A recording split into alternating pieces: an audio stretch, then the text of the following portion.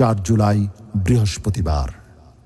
সরকারি চাকরিতে সরাসরি নিয়োগের ক্ষেত্রে মুক্তিযোদ্ধা কোটা বাতিলের পরিপত্র অবৈধ ঘোষণার বিষয়ে হাইকোর্টের রায় আপিল বিভাগে স্থগিত না হওয়ায় প্রধান বিচারপতির নেতৃত্বাধীন 6 সদস্যের আপিল বিভাগ নট টুডে বলে আদেশ দিলে শিক্ষার্থীরা দেশের বিভিন্ন মহাসড়ক অবরোধ করে এবং রাজধানীর শাহবাগে সমবেত হন ঢাকা বিশ্ববিদ্যালয়ের সাধারণ শিক্ষার্থীরা। আওয়াজ তোলেন, কোটা নয়, মেধার ভিত্তিতেই হবে চাকরি।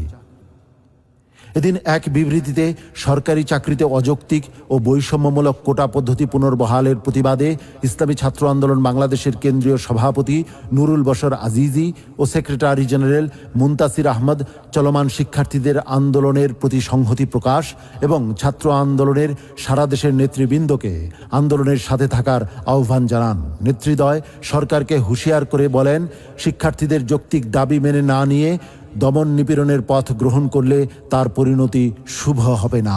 প্রয়োজনে ইসলামী ছাত্র আন্দোলন বাংলাদেশ সর্বস্তরের ছাত্র সমাজকে সাথে নিয়ে কঠোর আন্দোলন গড়ে তুলবে। এদিন সকালে সংগঠনের নির্দেশনায় কেন্দ্রীয় সাংগঠনিক সম্পাদক ইমরান হোসাইন নূরের নেতৃত্বে শিক্ষার্থীদের সাথে শাহবাগে অবস্থান করেন ইসলামী ছাত্র আন্দোলন বাংলাদেশের মেডিকেল ও ইঞ্জিনিয়ারিং বিশ্ববিদ্যালয়ের সম্পাদক আল আমিন, কেন্দ্রীয় পাবলিক বিশ্ববিদ্যালয়ের সম্পাদক খায়রুল আহসান মারজান, জাতীয় বিশ্ববিদ্যালয় সম্পাদক মোহাম্মদ ইব্রাহিম খলিল সহ ঢাকা বিশ্ববিদ্যালয়ের সভাপতি ইয়াসিন আরাফাত এবং ঢাকাস্থ সকল ক্যাম্পাস নেতৃবৃন্দ।